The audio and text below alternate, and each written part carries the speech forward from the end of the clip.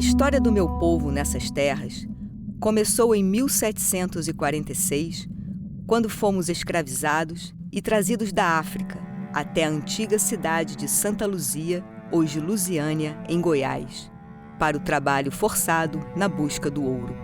Agora, estamos no século XXI.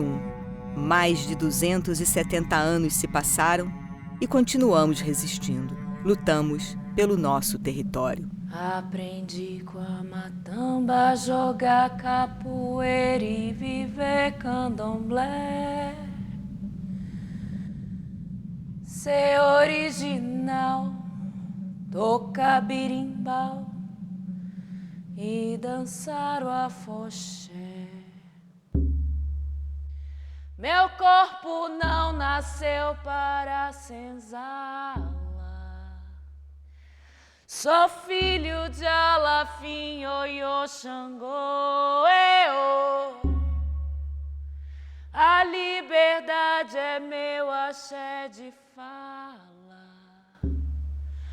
Caô, cabecilê, caô, caô, caô, cabecilê, caô. Somos o desejo de liberdade. Somos o braço forte da história. Somos resistência. Somos os brasileiros do Quilombo Mesquita. Caô, cabecilê, caô, caô, caô, cabecilê, caô.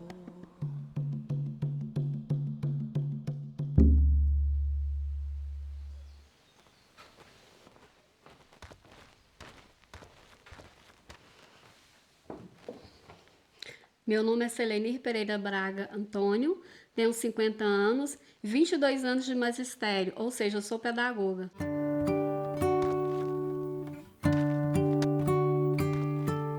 Trabalho na Escola Municipal Aleixo Pereira Braga, que tem o nome do meu avô. Moro no Quilombo Mesquita, a 60 quilômetros de Brasília, e sou quilombola com muito orgulho. O avô de Selenir não sabia ler, mas sabia a importância do estudo. Transformou a sala de casa em sala de aula e doou terreno para a construção da escola. Seu outro avô, Benedito Antônio, pai de seu pai, buscava os professores a cavalo em Lusiânia. Eu me chamo Benedito Antônio, mas sou bem conhecido por Dito Nonata. O pessoal do Mesquita não é como muitos pensam, não. São inteligentes, mas sem a escola nós não somos nada, né? Porque se tivesse uma escola, todo mundo tinha medo de viver melhor. Os antigos sabiam que a gente tinha que estudar para conhecer e garantir os nossos direitos. Selenir ensina crianças e fala da origem que nos une. O passado nos situa no presente. Pertenço a uma história e preciso dela para me orientar, para fazer as minhas escolhas. A luta é formar cidadãos críticos e encontrar respostas. Até onde isso existe? Porque eu estou aqui. O Quilombo Mesquita só existe porque você está aqui. Nós estamos aqui. Bem, Quilombo é um local de resistência da população negra e que é vinculado à história da escravidão.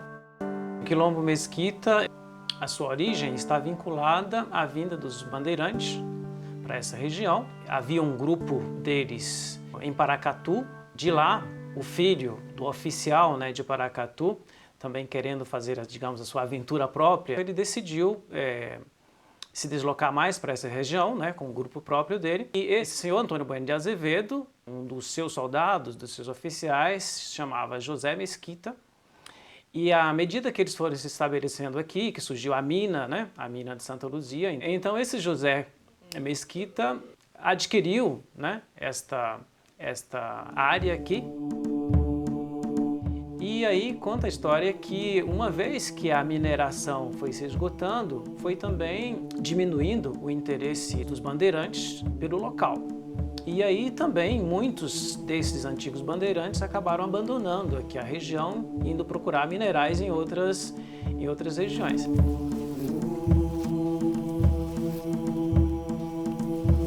Tudo indica que esse senhor, o José Mesquita, quando ele se desinteressou, né, pela escassez já da mineração, ele resolveu desfazer dessas terras em benefício de 3 senhoras escravizadas e que tudo indica que pelo menos uma delas tinha parentesco com ele.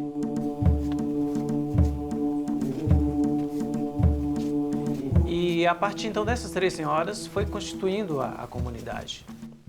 E aí então as famílias foram se estruturando e foi criando corpo, povoado, né? E nisso também vindo outras pessoas.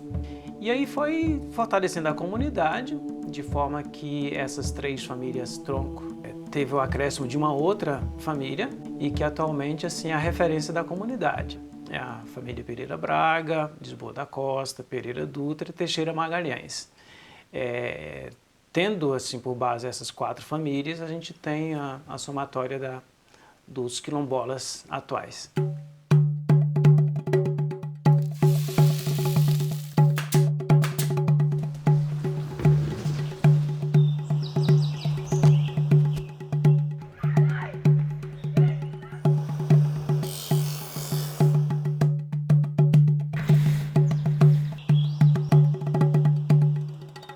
A comunidade ficou conhecida através do marmelo.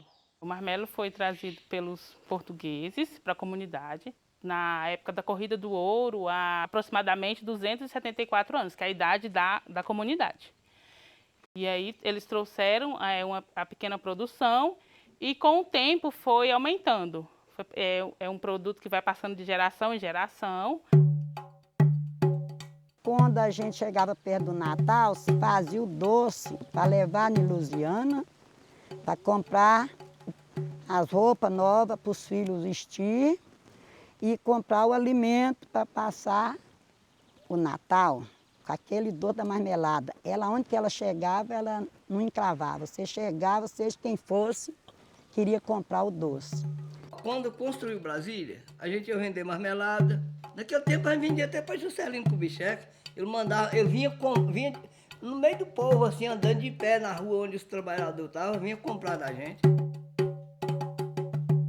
Em qualquer quintal que você fosse, tinha, nem que fosse 5 pés, tinha um pé de marmelo. Se fazia o doce na casa, todo mundo fazia. Era um momento assim que era todo mundo junto, que se juntava todo mundo para fazer, que era uma festividade, era uma festa a colheita do marmelo. Faz parte da nossa identidade, né? A produção do marmelo, o modo de produzir, o jeito de fazer o doce, que é uma característica somente da comunidade, que é feito artesanalmente, não é produção em larga escala. Então, assim, é identidade. Você pode ir em qualquer casa, que você abrir o freezer, vai ter massa de marmelo. Aqui em casa tem, sempre tem.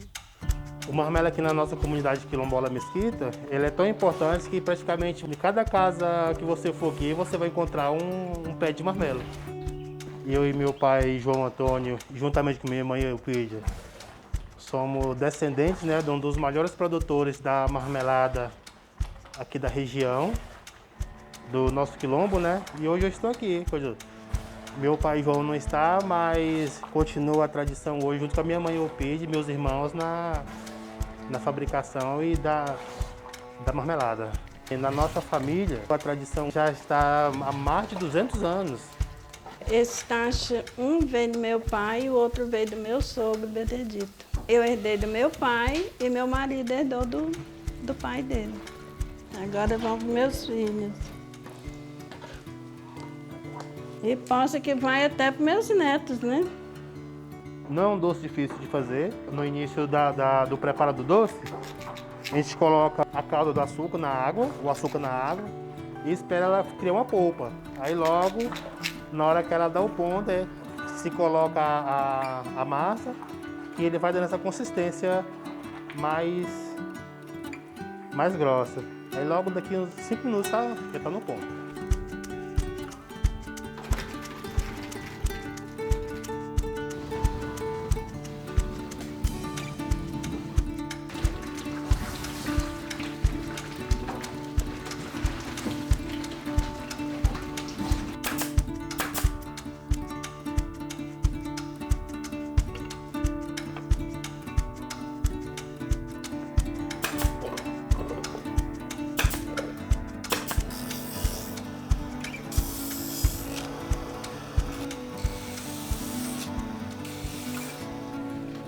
Nossa, meu pai foi uma pessoa muito importante aqui na nossa comunidade, muito mesmo.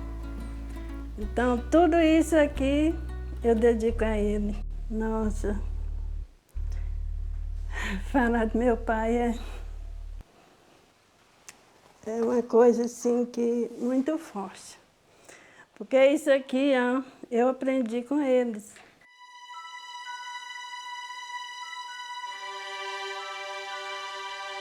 A 60 quilômetros do centro do poder, em meio a uma das maiores regiões metropolitanas do Brasil, travamos uma luta pela manutenção das nossas tradições culturais e do nosso território, cada vez mais ameaçados pela expansão urbana e a especulação imobiliária, com a intrusão de latifundiários com forte apoio político. Quando chegamos, as áreas tradicionalmente ocupadas por nós, quilombolas, se estendiam por 4 municípios goianos do entorno sul de Brasília. Hoje, o relatório técnico de identificação e delimitação emitido pelo INCRA reconhece um território de 4.200 hectares como área do Quilombo Mesquita. Desse total de terras, apenas 20% está ocupado pelos quilombolas. O restante é explorado por grandes latifundiários, plantadores de soja, criadores de gado e especuladores imobiliários. Aqui tudo era Goiás, não existia Distrito Federal. Todas as terras aqui eram contínuas do estado de Goiás. Então, o Quilombo Mesquita, toda essa extensão era nossa, né? Tanto Brasília como hoje a questão do Paranoá, a questão da esplanada ali dos ministérios, Santa Maria, tudo isso era terra contínua aqui da comunidade dos quilombolas, né? Então isso ficou para a construção de Brasília. Brasília, a cidade que traduz as aspirações mais sentidas de todo o nosso povo, os prédios brotam do solo com uma rapidez impressionante. Brasília começou assim, passou um avião aí andando aí, nós todo mundo ficou assustado, o gado assustava, com medo assim, nós, que é isso, que é aquilo passando, que é aquilo passando, que é isso, aí nós ficou assustados. Brasília é toque de alvorada, que desperta um gigante para as grandes realizações. Passou 3 semanas, aí passou 3 carros, entrou aí dentro, foi lá chegou na casa do meu avô, umas 8 pessoas. Nós estamos procurando uma terra plana, um lugar plano, sem morro, para fazer uma capital. Vai ser chamado Capital Planalto. Aí eu falei, meu nome é Juscelino, presidente, eu vim aqui para olhar esse terreno para fazer uma capital aqui no Goiás. Essa construção de Brasília, para nós, ela foi importante, é importante, mas também teve alguns impactos, né, para a nossa comunidade, para o Quilombo Mesquita em especial.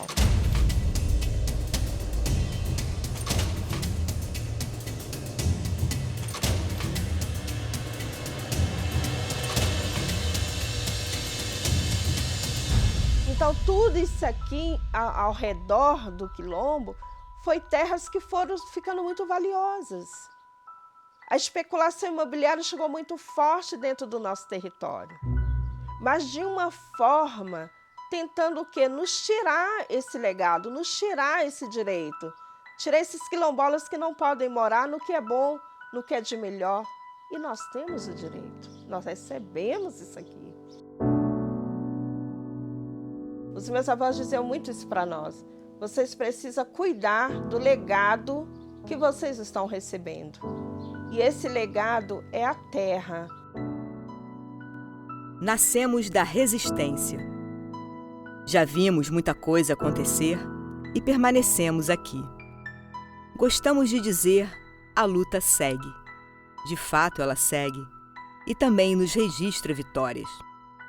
O processo de regularização fundiária, que permitirá a titulação das nossas terras, ainda tramita no INCRA. Para que ele seja concluído, os grandes e pequenos proprietários que estão dentro da área quilombola, latifundiários, plantadores de soja, criadores de gado e especuladores imobiliários, que ocupam cerca de 80% de nossas terras, terão que ser indenizados pelo governo federal. A luta segue. Enquanto aguardamos o desfecho, o Quilombo Mesquita resiste. Caô, cabecilê, caô, caô, caô, cabecilê.